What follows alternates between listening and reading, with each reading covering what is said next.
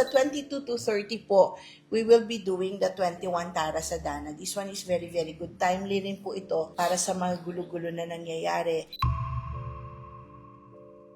Para po sa mga init ng ulo, para po sa malalaki pang problema na parating. Because this war actually that is starting, hindi lang po yan simpleng war ha. Marami po maapektuhan. We're talking of Middle East. So, remember what I said, magkakaroon tayo ng problema sa power. Di ba yung electric? Baka mawalan tayo ng mararasyon ang gasolina, magkakaroon ng brownouts here and there, tapos tataas yung mga presyo. Ang dami-dami pa pong mabibigat na problema na susunod-sunod dahil po kapag nag-escalate ito into really a global war, no? Kapag sumama na po ang ibang bansa, sobrang gulo na po yan. No? So kahit malayo tayo, hindi po natin pwedeng sabihin hindi tayo maapektuhan. So the 21 Tara Sadhana po is a good one po to do.